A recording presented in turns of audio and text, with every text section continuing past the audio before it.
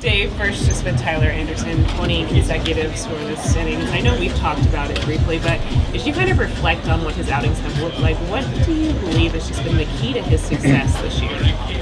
I think the key to Tyler's success is preparation and execution. I think that if you look at his outings, he's had one bad one. But outside of that, he's been lights out, and he limits damage, he pounds the strike zone, and he can sequence really, really well. You've talked about how just he's such a competitor. Do you find that he's a newer guy in the clubhouse, but just with everything he's doing on the mound, are you finding it somewhat feeding into some of the other guys?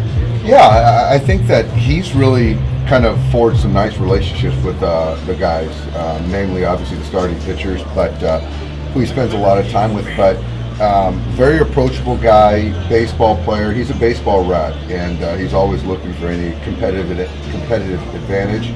And so those guys are kind of competing against themselves, but against each other, and very healthy stuff. He's talked about going back to like that old changeup grip, and like how have you sort of seen that pitch sort of become his go-to, especially out? Yeah, he's changed. He's been toying with grips like a lot of guys do, but it's a real kind of parachute Bugs Bunny changeup, and he has the ability to strike it, throw it down below for swing and miss or getting soft contact, but with his kind of funky delivery, and he just has a quick arm that he does a really good job of selling. I think he's pitching well. How tough is some of these decisions going to be when Clayton and Meany come back? We're going to have some tough decisions.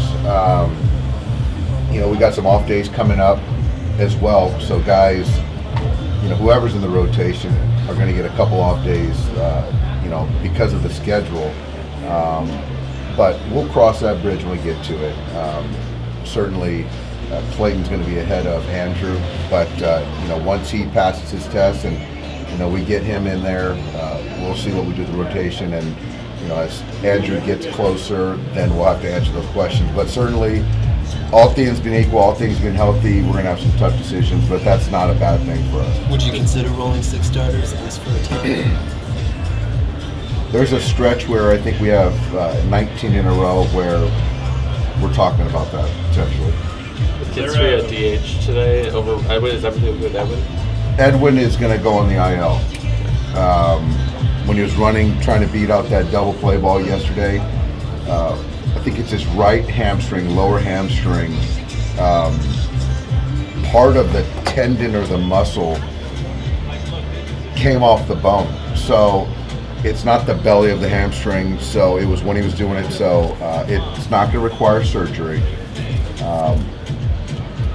But it's going to be a handful of weeks till we even consider having him back. So it's a tear.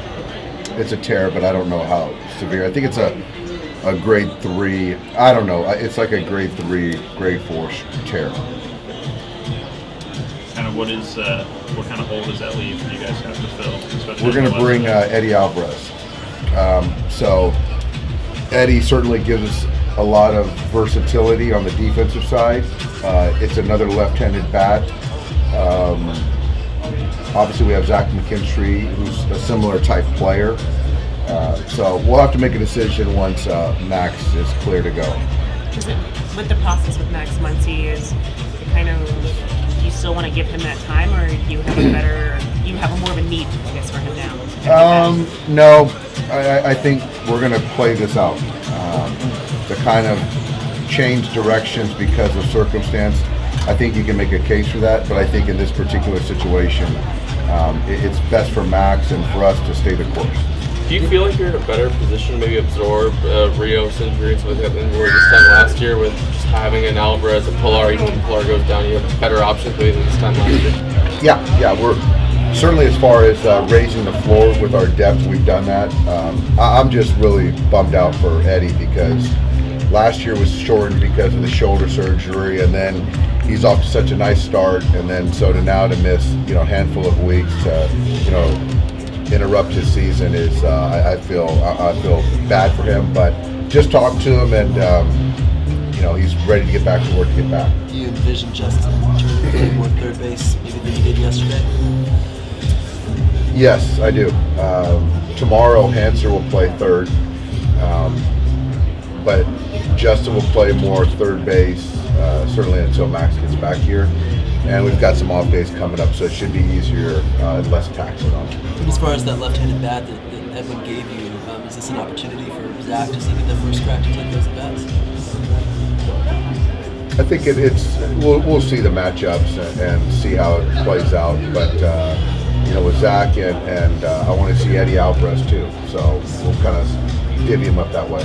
Will Alvarez be here today? He landed about 30 minutes ago, so he's en route. He's pretty fast. What's that? I heard he's pretty fast, so he'll get here quick. Yeah, that's right. That's right. Coach, being Pride Night tonight, anything you wanted to the LGBT community? Well, I think it just speaks to the Dodgers as far as being barrier breakers, being forward thinking, being all inclusive, and so this is a night that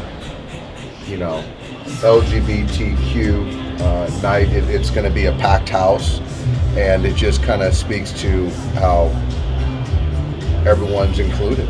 And every year it's getting bigger and bigger as far as the fans, LGBT following. Yeah, I think there's just so much discrimination in our in our world, and so that community has certainly been victim of that, and so I think that they can also appreciate how welcoming and open the Dodgers are. Going back to baseball for a second, how would you compare what you expect from McKinstry and Alvarez offensively? I think just to conduct good at bats. Eddie, we saw a little bit in spring training. There's a little bit of power in there. There's some sneaky power in there. Zach, we've all seen. He's a pro, conducts a good at bat, and I think that it's just not trying to do too much.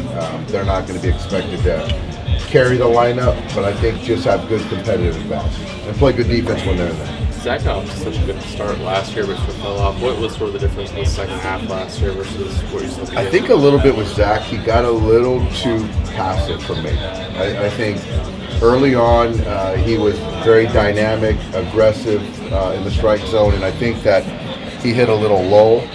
And a lot of times when guys start to struggle, certainly early on in their careers, they get passive. And so being passive sometimes, most times, works against you. So he was kind of getting into bad counts. So he's off to a good start right now in AAA and expect it to continue.